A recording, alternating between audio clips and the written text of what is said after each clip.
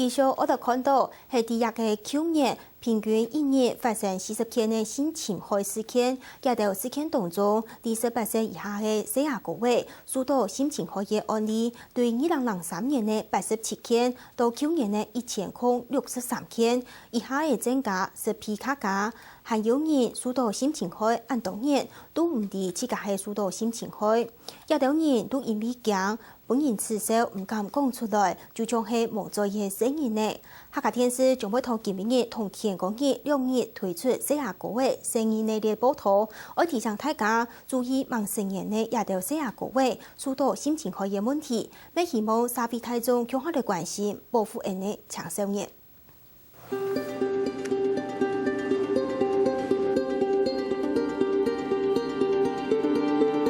今年8月呢。負責愛查地面網傳播色情圖片嘅刑事警察局偵緝隊，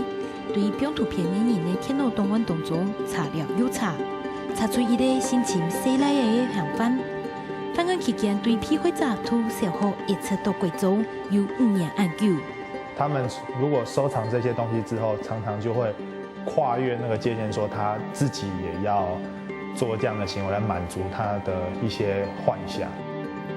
兩敗受到性侵害嘅人，單單都係社會嘅。不過也10年來，18歲以下嘅男性被害者對2003年嘅873人歸入報告，去年增加到1063人，其中又係12到18歲最多，被害嘅總人數強超過10批卡加嘅。照衛生福利部同社福機構處理嘅案件發現。性侵案件有8成係熟識嘅人做嘅，其中但是都係苗友、同學或者學校嘅先生、殺其總比，用拐騙、拋棄一條樹團，情害過炸。兒童發生性侵害，就是因為熟人，所以那個警戒性會仿低，而且它發生的過程呢，通常不是我們想象中的被打得半死，不是，都是很平和的，而且做完性侵害之後呢，可能關係還更緊密。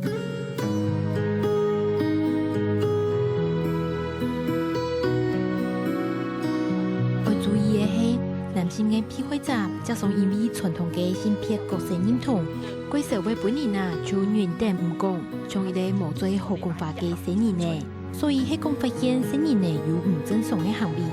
從喺講出每樣年紀會講嘅性語言，會有嘅性動作。身體唔清楚，又會出血，又會有傷口，好點點嘅會無安無樂，會受力，傷口唔專心滅掉，都有可能係受到性侵害，才會安尼。第一個要相信他，不要去懷疑他，說你說真的還是假的？你有沒有說謊？你怎麼樣？那這個就會讓孩子嚇到，他更不敢說了。然後第二個，相信他之後，你要接納他，就是說，要了解他受傷的情緒。那第三個很重要的，我覺得就是要趕快尋求專業的資源來協助孩子。